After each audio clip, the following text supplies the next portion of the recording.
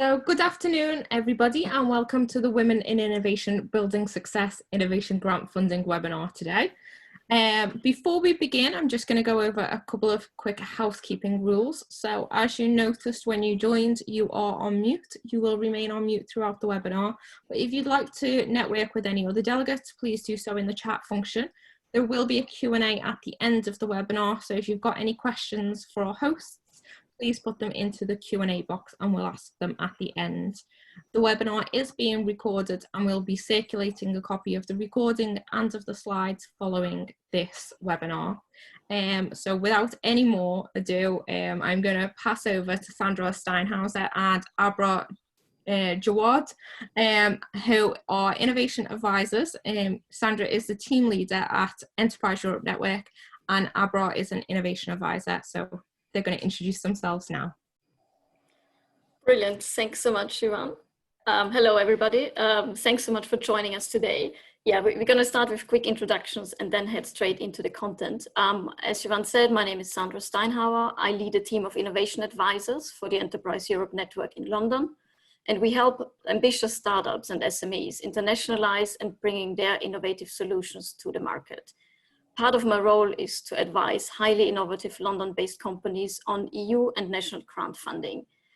Prior to joining the Enterprise Europe Network in London, I spent about 12 years in Brussels in various business support roles. So I have been involved in some shape or form with public innovation grants for the last 17 years, mostly in Brussels, but more recently here in the UK. Over to you, Abra. Thank you very much, Sandra. Good morning, good afternoon, rather, everybody. First of all, I'd like to say thank you to KTN for allowing us the opportunity to present this grant funding webinar this afternoon. Just a little bit about myself. Currently, I'm working as an innovation advisor for the Enterprise Europe Network for London.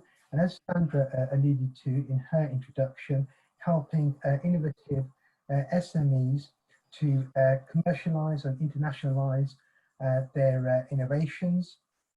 But a bit of background on myself, I actually started up qualifying as a biochemical engineer before a stint in academia, lecturing at university level while writing at my PhD, and then moving into working on R&D management, leading internal and external R&D project teams, a highlight of which was the recognition by the European Commission in the leadership and delivery of a complex EC project. But in the last 10 years or so, I've worked in government, corporates, and indeed involved in a couple of startup enterprises in the area of renewable energy, and have also led innovation teams to deliver innovation projects to both SMEs and corps. And back over to you, Sandra. Brilliant, thank you. So we're going to start with a quick overview of what we're going to cover in the next 50 minutes or so. We got quite a packed program ahead. So we're going to look first at the innovation grant landscape. So what kind of innovation grants are out there? We're going to have a quick look also at important definitions like the SME definitions and technology readiness levels, before moving on to what are actually factors that determine your suitability, your business's suitability for an innovation grant. We will discuss eligibility criteria and also look at the scope of the project you might have in mind. This will also include a short coping exercise that you can do yourself after the webinar or later on. We will explore with you how a typical grant application process looks like and share some tips on how you can prepare an excellent application. And at the end, we're going to point you to some support to help you through your innovation journey.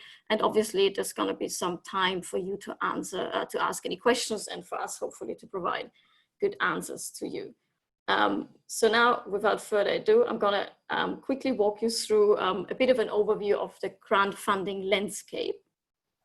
As you can see, this is basically just really a snapshot. So there's a wide and diverse landscape of different funding opportunities out there on the local, regional, national, and also EU level.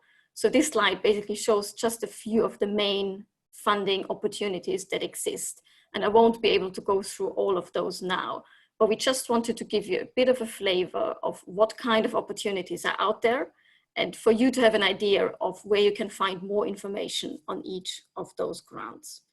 So if you're starting with national grants, we can have a quick look at some of the opportunities that Innovate UK, the UK's innovation agency, offers. Now, one of the most popular and also highly competitive grants is the SMART grant, which is sector open, so applications from any area of technology can be submitted. The main aim of this competition is to bring a cutting edge market disrupting solution closer to commercialization, so closer to the market. The last deadline for the SMART grant was on the 28th of May. We are now awaiting a publication of the next competition. So keep an eye on the Innovate UK website for this one. Another interesting funding initiative by Innovate UK are the SBRI, Small Business Research Initiatives, which allow SMEs and startups to respond to public sector challenges with their innovative solutions. There is, for example, now an upcoming competition which is going to open in July on using digital technology to support psychological therapies. These competitions are usually split up in two phases, where phase one would be a feasibility study, followed by the opportunity to then apply in phase two for a prototype development. Another quite interesting funding stream is Eureka, especially Eureka Eurostars. Could be quite interesting for startups and SMEs, because this program is funding R&D cooperation between UK SMEs and partner organizations in other Eureka participating countries. The next deadline for Eureka Eurostars is on the 3rd of September. Again, please be aware that each of these competitions has different rules, different terms and conditions. Thus, it's really important that you always familiarize yourself with all the relevant information and the guidance that's published on the Innovate UK website. And you will see the link here on the slide. Now, on the European level, there is the big European research program Horizon 2020, where one part is specifically targeted towards SMEs and startups, which is called the EIC Accelerator.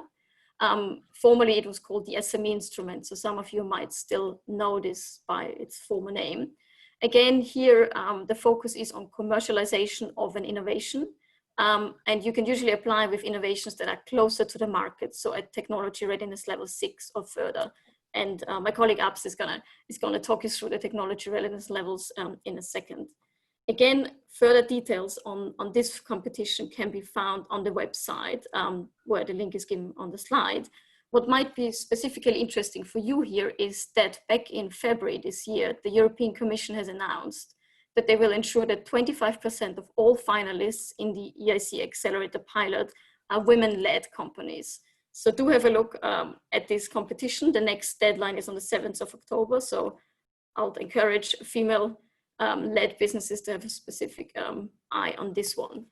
Now, then there are other funding opportunities given for specific sectors. For example, for the development of health and medical related solutions, the National Institute for Health Research is publishing a number of grants. And again, you can find more information on the website as shown on the slide. So as you can see, there is quite a number of different funding opportunities out there. And this list provided on the slide just shows a few examples. So it is really important that you keep an eye on those different websites and organizations, sign up for their newsletters, and this way basically stay up to date on whatever opportunities are available and are coming your way. Brilliant. And with this, I'm going to hand over to my colleague Abs to walk you through the technology readiness levels. Thanks, Sandra. I'm going to be talking about technology readiness levels, or TRLs for short. Just a bit of background. These were initially developed by NASA to assess whether the emerging technology was suitable for space exploration. Nowadays, TRLs are very important in determining what stage your own technology is at. What stage is your innovation at?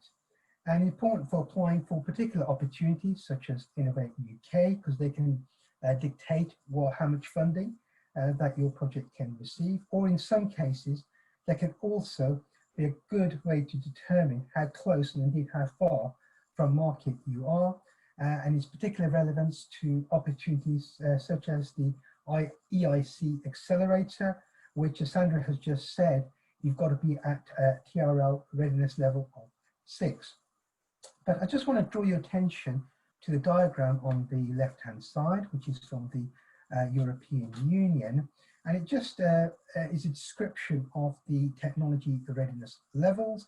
I'm not going to go through all of these in the interests of time, but you start off with TRL 1, which is just really the basic principle observed and reported, where you push it along up to TRL 3, which is really about proving the concept of your technology, proving that it does work, and then developing that technology further up the TRL levels from 4, 5 up to about 6, where it's really demonstrating your technology in a relevant environment, through to 7, 8, and 9. At the end of TRL 9, you've got an actual technology proven in the operational environment. So that's a final product that you successfully demonstrated can operate for its intended use. But I'd like to just draw your attention to the diagram on the right-hand side, which is a different take really on the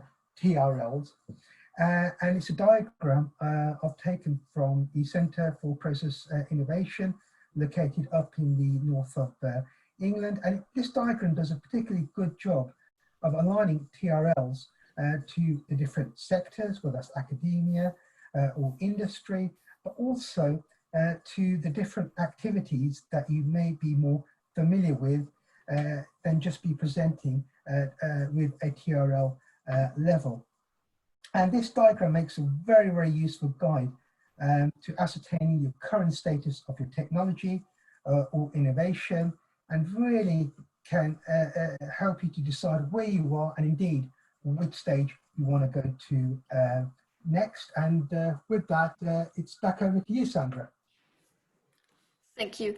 Yeah, so I'm going to quickly talk to you about the SME definition, which is the European SME definition, stating that an SME, a small and medium-sized enterprise, is basically an enterprise which employs fewer than 250 employees, which has an annual turnover not exceeding 50 million euro and or an annual balance sheet total not exceeding 43 million euro. So why is this important for you? Well, first of all, it determines your eligibility. So some of the competitions that we have been talking about and we will be talking about are only open for SMEs. So it is important for you to state and be able to declare that you are such an SME. And as Abra already mentioned before, this might influence the amount of funding or the percentage of co-funding that you will get. So the general rule of thumb here is, I would say that the bigger your company is, the smaller the amount of funding or co-funding you will get. Now, moving on to the next slide, the stages of technology development or maturity of your technology is again important in terms of determining how much funding you might receive from the public funder. For example, for Innovate UK funding, the percentage of co-funding is being reduced for projects that are going beyond industrial research.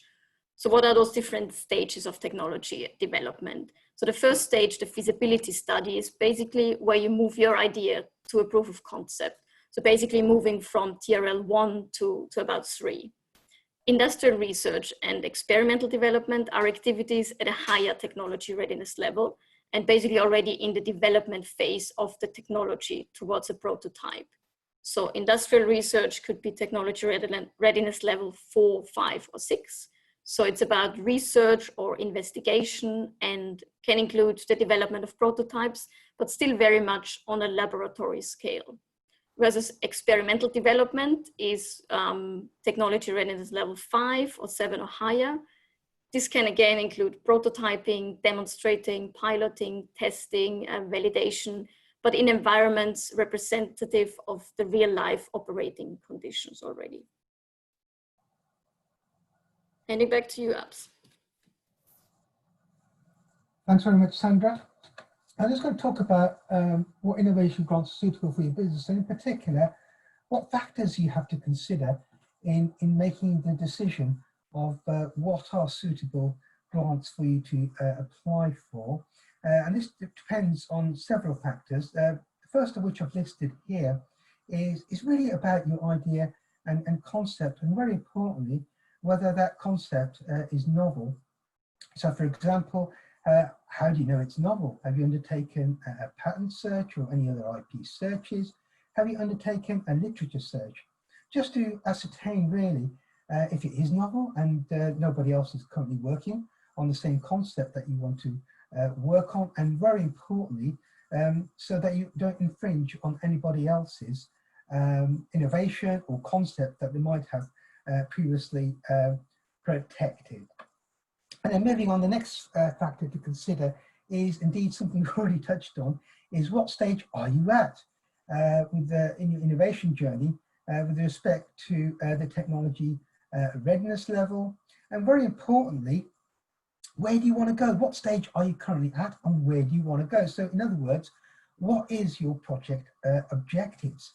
So for example, you could be at the proof of concept stage, which is typically TRL3, and you want to develop your technology and take it to perhaps building a prototype that you can test out in the real environment, which is at TRL6. Also important is the timescales involved. How long do you want to spend? Is it something you want to get to market sooner, or is it something you want to work on for 2 or 3 years? And very importantly, what type of finance do you require? How much funding do you require to move your technology and indeed your innovation to that next stage? And this, following on from that, another factor to consider is resources.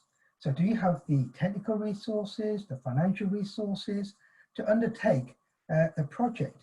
Or are you interested in collaboration, which is a very, very good idea if you want to reduce your technical and indeed your commercial risk, and also to give you access to resources you don't currently have.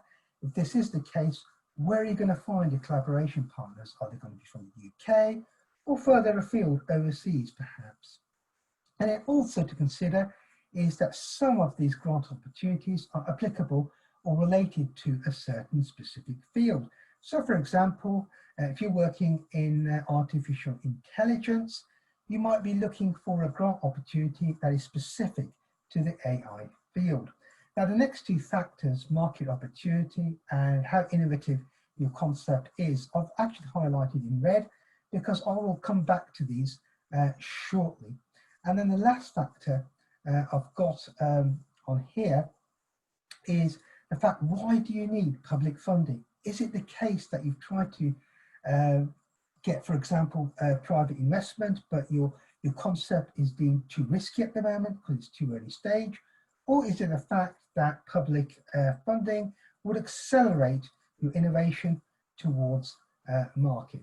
But just to finish off with, I want to come back to the collaboration, and just really something you'll hear more and more during the course of this webinar is if you are thinking of going down the collaborative route, then please start the search for your collaboration partners as early as possible. Next slide, please. So I'm going to move on now is just to talk about your business and whether your business is eligible for a grant. And I'm just going to use Innovate UK eligibility. And the first of which is, are you an SME? Because some grants are for SMEs only, such as the EIC Accelerator. And if you are an SME, how large an SME are you? As Sandra's already alluded to, this can affect the amount of funding that you receive. Moving on, how innovative is your idea or concept? Is it really novel? Is it radical? Is it highly innovative? What are current solutions out there? And does your concept build upon these current solutions? In other words, building on the current state of the art. The next three points are again colored in, highlighted in red, because I am going to come back to them. And they are to do with your concept. Is it technologically or market disruptive? Why do you want to develop your concept? What's the motivation behind you doing that? And then finally, about the market. What market does your concept address, and the characteristics of that market? Now, the final two points I've got on this slide is, can you access other forms of investment? So for example, private investment. And I do really want to make a couple of very pertinent points here. One is, If you are successful in getting a grant, they'll more likely than not, there'll be something called match funding availability, where a grant may only be 70% funded. So you're expected to find the remainder 30%, whether that's through capital amounts or whether it's through something called commitment in kind, where it's cost due to the time you're spending on the project. Or another thing to consider also is in terms of cash flow.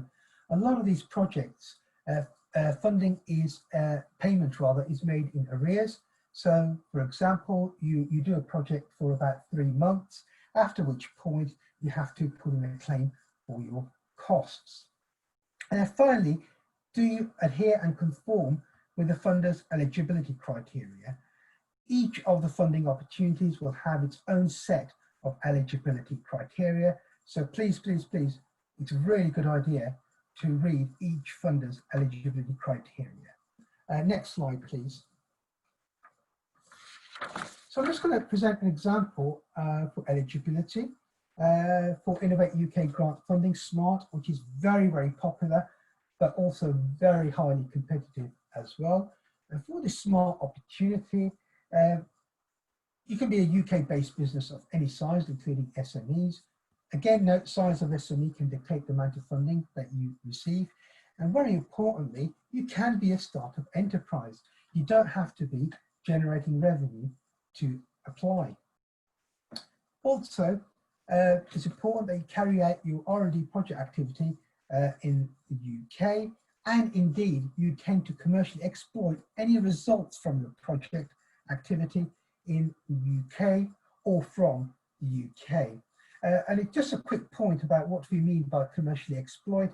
This could be generating revenue by taking your innovative products or services to market and generating revenue, or indeed it could be revenue gained from licensing your IP generated during the course of your project.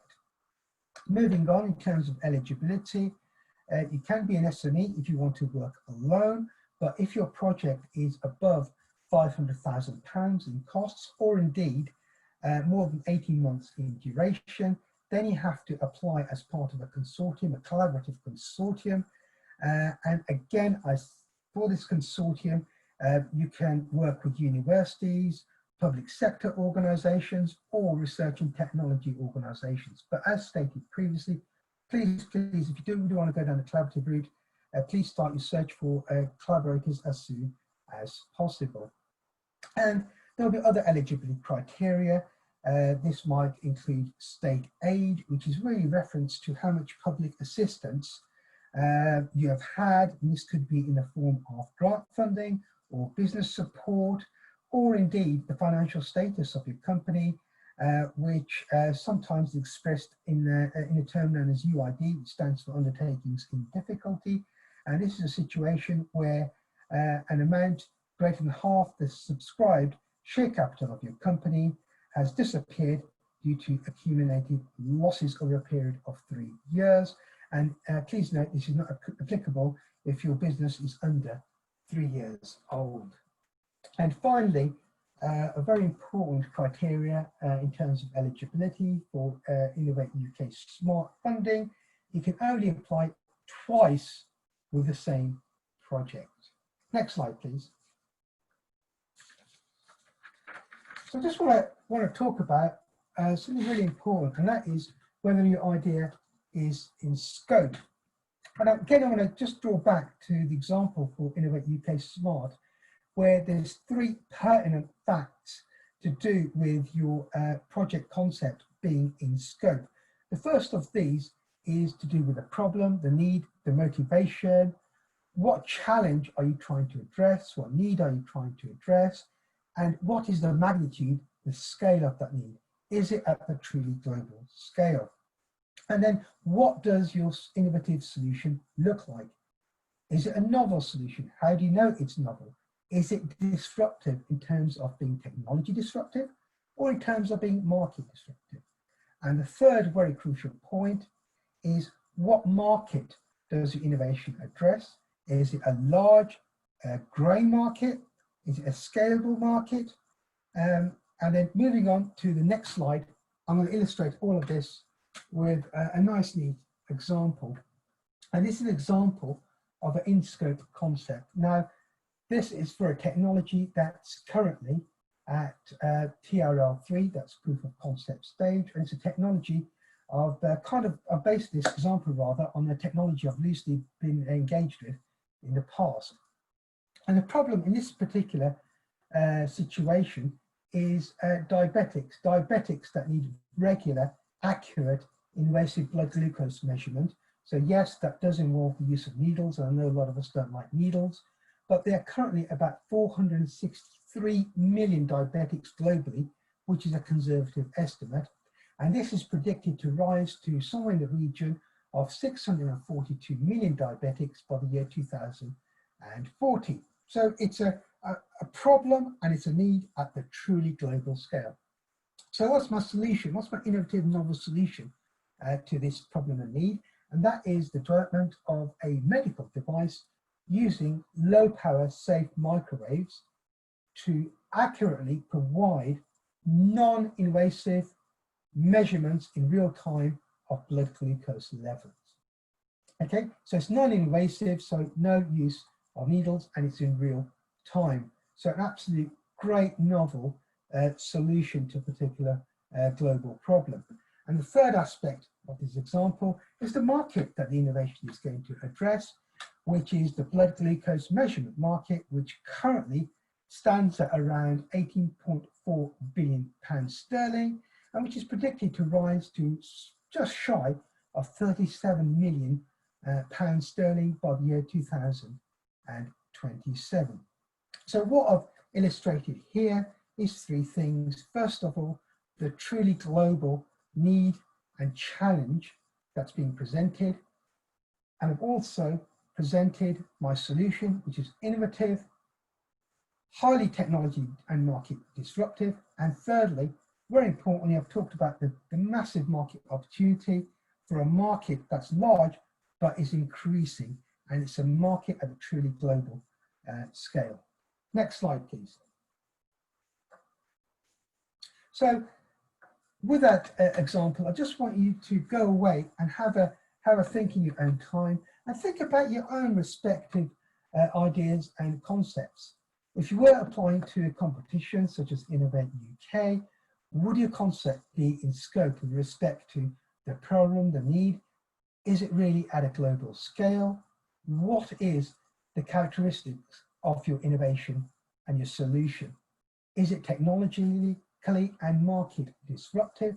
And thirdly, think about the market. Is it a large market that's increasing, and can it be scaled up to the global scale? Next slide, please. And it's over to you, Sandra. Thanks, Abs. So yeah, I said we're gonna quickly look with you at the grant application process here on the example of the Innovate UK Smart Grant.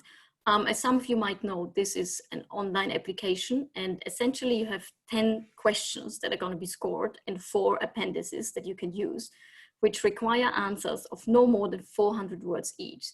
So basically you will have 4,000 words to convince the evaluators of your story. Now we're going to go quickly through those 10 different questions, but as you might have already spotted, these look essentially like a business plan.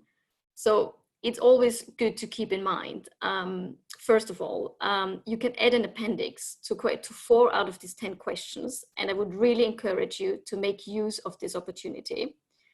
Secondly, very important point, answering to such an competition, filling in such an application form is basically like an exam. So the keywords and the answers are sometimes already contained in the questions. Just keep this in mind. And make sure you tell a good story. You provide a compelling narrative throughout the whole application. So looking now at the different questions that are being asked here, for example, for a smart grant application.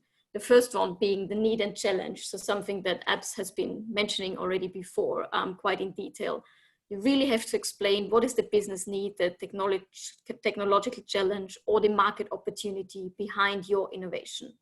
You also have to elaborate on the nearest current state of the art and its limitations. and the wider economic, social, environmental, cultural, or political challenges that you have identified. Then in the second question, where it is about the approach and innovation, you will state how you're going to respond to the need and challenge or opportunity that you have identified. What is your approach? What will the focus of your innovation be? And also how you're going to improve on the nearest current state of the art that you have identified in the first question. How you're going to go beyond the current state of the art is really an important point here. You will also be asked to give information on the freedom you have to operate. So have you got any IP protected? Is your intellectual property protected in your company? Are you sure you're not infringing anybody else's rights?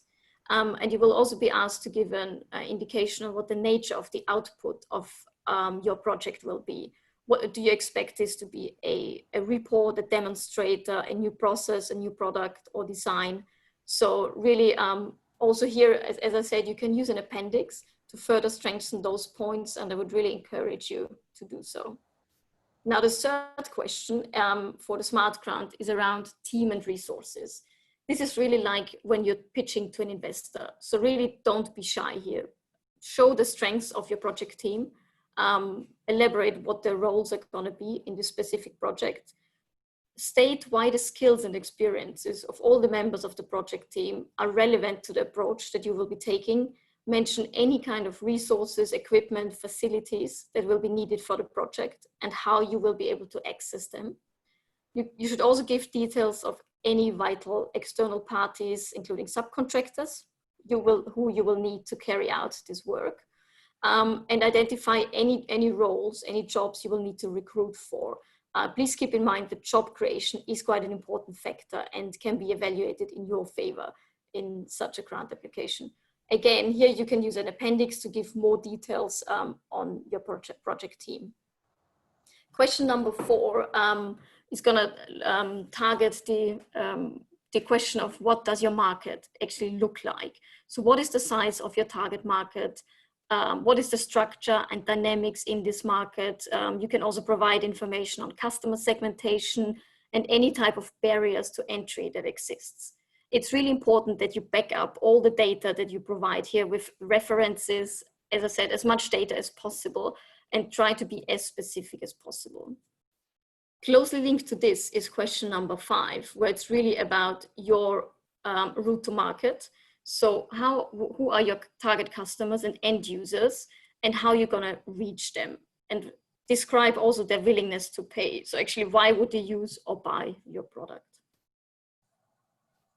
Question number 6 is a quite important one for public sector funder, because they will want to know what are the wider impacts of this project outside of your project team. So here you really have to try to understand who is the funder, who is giving you the money, and what are their goals, their motivation. Again, it's like talking to an investor, but in this case, the investor is the public sector. So will your project have any expected impact on government priorities, on environmental, will it have any environmental impact, either positive or negative? Will it have a regional impact, any kind of social impact, for example, on the quality of life, social inclusion, diversity, job creation, education, health and safety, etc. And don't only think about your company here, also think along your supply chain, up and downstream, what the impact might be. Now, question number 7 is usually a quite practical one, as it's about the project management. So how will you manage your project effectively? You will have to describe the main work packages of the project, who will be leading those different work packages, and what's the cost of each of those. This is also the part where you can describe what type of project management tools you will use, which approach you will take to project management. And you can include here, or should actually include, a project plan with enough detail to identify all different links and dependencies between the different work packages and milestones. You can include here also a Gantt chart as an appendix to give a clear picture of how your project will be managed. The next question is about the main risks and uncertainties of the project. And here you can also include a detailed risk register, which will show the different technical, commercial, managerial, environmental, etc. risks that your project will face. And most importantly, you should also state how you're going to mitigate those risks. I would really encourage you here to be as comprehensive as you can. We see many project proposals where applicants don't identify many risks. And I would really encourage you to identify really all those risks that are out there. Your project is supposed to be a risky one. Otherwise, why would you be asking for public sector funding? But then again, it's really important to also state how you're going to mitigate those risks. The next point is all about the added value. So what impact would an injection of public funding have on your business? So you are asked to describe here also why your project would not go ahead without any form of public funding. So what the difference the public funding would make here on your project, and why you're not able to fund the project yourself from your own resources or from private sector resources. And last but not least, cost and value for money. This is really looking at, does this project represent value for money for the taxpayer? So does it deliver a return to the taxpayer in terms of increased taxes, improved productivity, contribution to government strategy? This is also the part where they're going to ask you about the total eligible project costs for your proposal. And please be really careful that you meet the grant criteria here. So you read carefully the terms and conditions for each competition to make sure that you are in line with what is asked here. You will be asked to provide the total grant amount that you're requesting and how each partner will finance their contributions to the project. You can also state here, you should also state here any subcontractor costs and why they are critical to the project. And as was already said before, if you're not using any UK subcontractor, then you must provide a strong justification why a UK-based subcontractor could not be used in your case. Yeah, that was it from my side. Back to you, Abs. Thank you very much, Sandra. And I'm just going to finish off with the last couple of slides. This one is really about the best practice, really, how I can prepare a good application. The first thing to say, the first golden rule really is earlier the start, the better. So the earlier you can start with your application, the better chance I think you have from my own experience. But I'm just going to list some key facts about preparing a good application. The first one of this is really writing a compelling, even passionate argument. At the end of the day, it's your concept, you want to develop it, you're a believer in it. So it's really about telling the story, but telling the story in a coherent structure and with clarity, and that does involve please using plain English and really refraining from using technical jargon. If there is something technical you want to put into the application, most grant applications have recourse to do that, where you can put anything technical in an appendix. Also, please refrain from using acronyms, and in other words, spell out acronyms. I see a lot of applications that are reviewed with acronyms, and please just point to understand that your assessor who is reading through your application may not be an expert in your field. So please spell out all acronyms. And then moving on, please do answer the questions that are asked, and please keep to the template format, including the word count. A lot of these grant applications have strict word count limits. So for example, Innovate UK typically has 400 words limit per question. And please try not to go off track and keep it concise. Your responses are rather concise and to the point. And please do provide details of your project team that can realistically deliver their project. Also not forgetting to put in the roles of your collaborators, activities, and indeed the resources you'll be using to deliver the project. And also do present and demonstrate a strong commercial case, including showing a clear market need, a market driver, and indeed your route to market. In other words, a solid business model backed up by financials, and indeed what impact that innovation is going to have, both economically and indeed societal impact, but not forgetting the other impacts such as environmental impact or regulatory impact. And then please also demonstrate the cutting edge novelty of your innovation and why it's a disruptive and global leading in innovation, and why indeed it's a step above the current state of the art. And also please bear in mind, in terms of novelty, to also demonstrate that you've conducted some form of search, whether it be a literature search or it might be an IP search, just to prove that you do have that crucial freedom to operate. And then finally, very importantly, please get someone else to read your application, such as a partner, someone not connected with the project application. A lot of us, myself included, get engrossed in something we're doing. And so it's very, very useful to get independent critique of your application and give it to someone else independent, and just ask them, does it make a sound commercial case for investment? Next slide, please.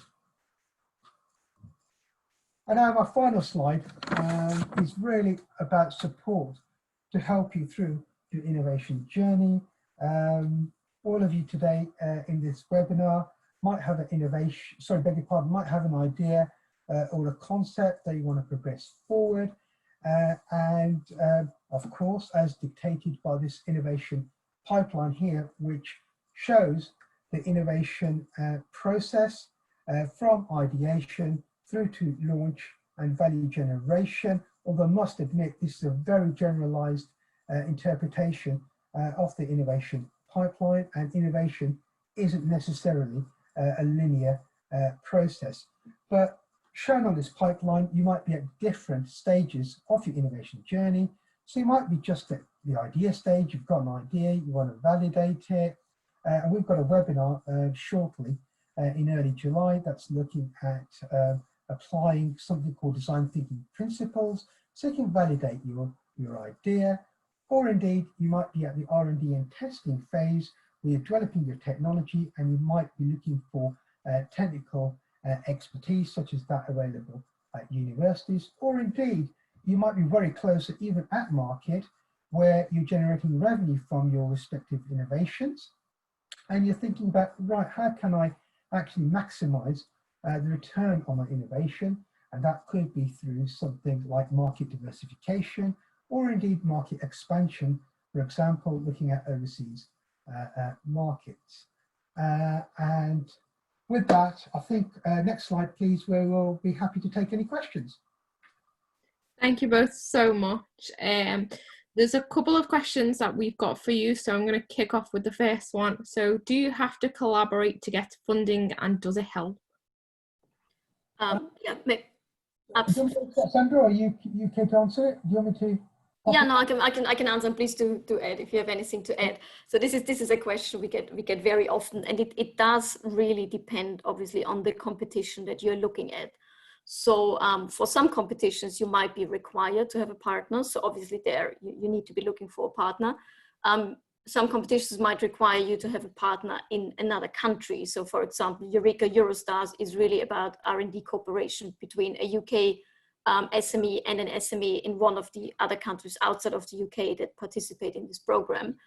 For the EIC Accelerator pilot program within the European Horizon 2020 funding program, you are actually not allowed to apply in a consortium. So you can only apply alone. For the SMART grant for Innovate UK, if you apply alone, you can only apply for a grant of up to for a project of up to $500,000. So 70% of this would be the grant. And if you find cooperation partners, then you could apply for a bigger and a longer project. So it really depends always very much on the type of grant you're looking at. And secondly, I would always advise to really make sure that a partnership for a grant application adds value to your project. So don't try to partner you know, just for the sake of it, to be so honest, just really try to make sure that each project partner has the specific place in the project, the parts that they're gonna work on, the work packages they take on, the value they add to the project, so that this is really clear. Perfect. Thank you so much, Sandra. I've got a question as well, which says, where can I get intellectual property advice support that will guide me through the paperwork and process to protect my idea? Before I ask you to answer, I'm just going to point out that as part of the Women in Innovation series, we did do a webinar on introduction to IP, but I know Sandra and Abra might have some brilliant advice for you as well. Do you want me to answer that one, Sandra? Yeah, please go ahead. Yeah. Okay. Yeah. Basically, number of options here. If you are going to do an IP search, the British Library is a good place to start with. They actually have a database where they can help with intellectual property searches. There's also a database that's available at the IPO, which is the Intellectual Property Office, called ESPAS, where you can use and do any IP searches. Although to do a comprehensive IP search, if you do want to go down that track, it might be well worth talking to an IP specialist. Now, if you are thinking of talking to IP specialists, a lot of IP specialists will give you anywhere up to half an hour to up to an hour free initial consultation anyway. So do you want to add anything to that, Sandra?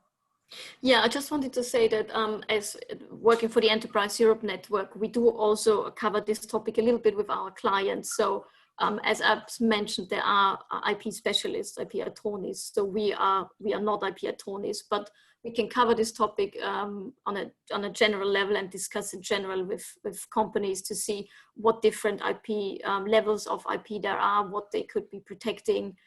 Just go through a little bit. So what's the difference between a patent and a trademark and a registered design, etc. But then we would obviously point, yeah, as our brother was saying, point companies into the direction of an IP attorney. Thank you both. So I've got another question which asks, what about considerations for undertaking in difficulty? Will that impact on applications? I would say again, yeah, this really depends on the specific grant. So for some grants, it is clearly stated that companies that are undertaking difficulty cannot apply. So again, yeah, you will have to look at the specific terms and conditions of each competition. Can I just add on to that? It is only applicable to companies that are 3 years or older.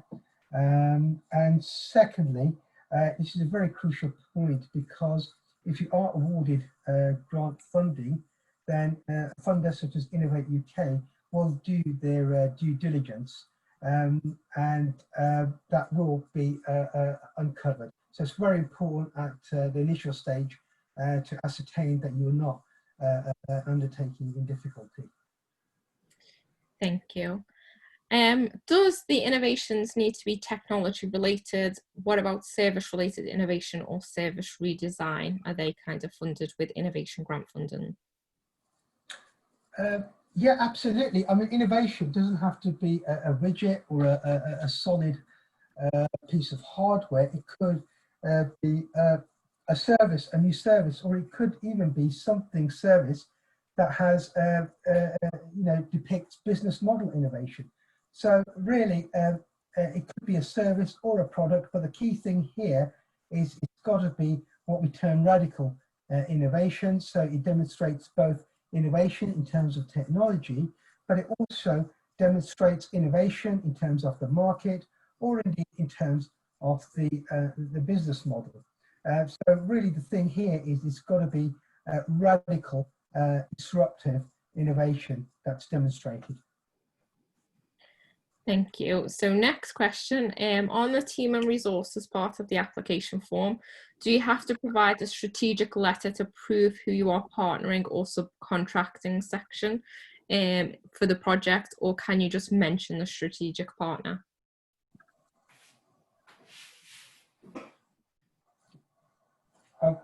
Yeah, absolutely. You go ahead. Can we go for it?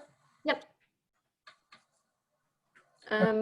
Yeah, sorry, Abs, I thought you go, Oh, you no, go for it. go for it, Sandra. Sorry, go for it. No, I just wanted to say yes. So indeed, my understanding, for example, for the Smart Grant is that you don't need to provide those letters at the application, but obviously there is going to be, if you're successful, there is going to be due diligence being undertaken on all different partners. So, and also in your own interest, it will be really important that you're very sure of this cooperation and that you can rely on this partner to go forward with you in the application. Maybe Abs, do you want to Yeah, I add? just want to add to that. It depends on grant opportunity to grant opportunity, but in most cases, you will write about your partner, but you also write about what prior relationship you've had with your collaborative partners. And now, for something like Innovate UK, you don't have to have a letter of support or anything like that. But for certain other instances, like perhaps let's say EIC or European funding, they might require you to have a statement or a letter of support. So it varies, but there's plenty of scope within the application itself to put down what your relationship is with your partners, and indeed, in some cases, how the fruits of your project are going to be beneficial to all of your collaborating partners concerned. So another question is, with Horizon 2020, will UK companies not be able to apply anymore due to Brexit? And if so, will there be a substitute?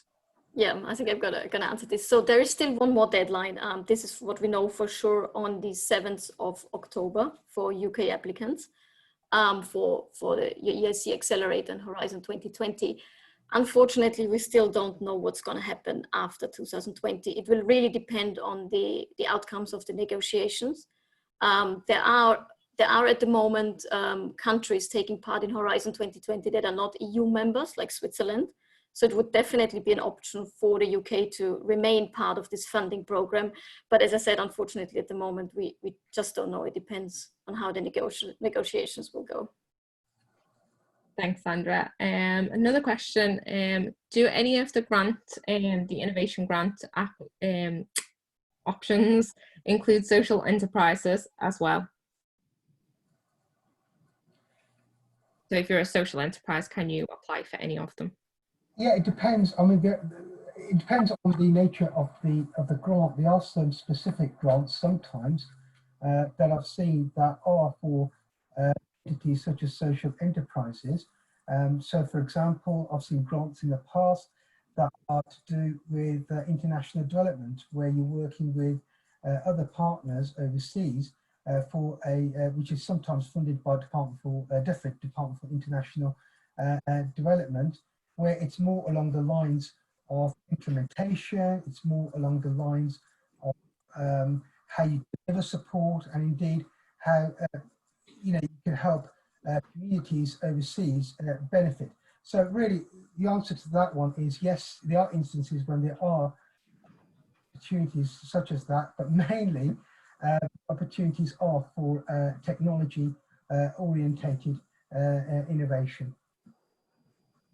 Thank you. So I'm going to ask two questions at once here. So somebody's asked, is it worth hiring an experienced grant writer to help prepare application? And somebody else has asked, is there any direct support from Enterprise Europe Network or Newable with regards to grant writing support? Yeah, we get these questions. We get also very, very often. So firstly, what we can do as the Enterprise Europe Network, we are happy to review a funding application before the deadline. So ideally around 2 weeks or longer before the deadline.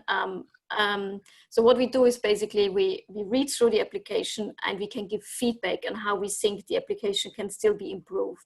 So we are basically an additional pair of eyes on an application. As Abs mentioned already before, a lot of companies, when they write the application, you can see that they're so much into this, and this is basically their baby, which is completely understandable. But it's then quite easy to miss out on some things that external evaluators might maybe not understand or might need more clarification on. So we are happy to help with this and give pointers and hints on where we think an application could still be improved or where we think parts are missing. We cannot help write the application as such. And then, yeah, the second question, some of our clients obviously go ahead and work with grant writing agencies. That is completely a decision that they have to make for themselves to see if it's if they want to take on the terms and conditions that those grant writing agencies have. Thank you. So I've got another question, which is, what is the best funding to apply to when you have a novel innovation from PhD research which you would like to commercialise? Is there a best funding option? Yeah, do you want me to jump in there, Sandra? Please do. Please do. There's something, I mean, there's the old UK Research Councils, which is now all part of UKRI. So if you're a PhD researcher, if you go onto the UKRI website, they have some particular opportunities and funding programs for researchers, people at PhD level. And in some cases, there's an opportunity to work with companies on taking your idea forward. But there's also some initiatives called impact acceleration that to take the impact from your respective PhD forward. So there's a plethora of opportunities. So my advice would be look on the UKRI website. And the last time I looked, there were several very decent opportunities for PhD and indeed postgraduate researchers.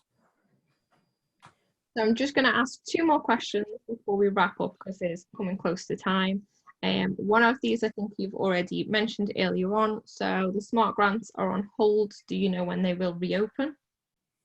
Yeah, no, unfortunately, I think we would love to know when they're opening. Unfortunately, we don't. So there was supposed to be a deadline at the end of August, and Innovate UK has been announcing, I think about a week ago, that they are having these competitions on hold right now. And I think we should be expecting some more news on this within the next week or two. Perfect. And also the last question I'm going to ask is, if the projects are ran in the UK, can they be for overseas markets? Absolutely.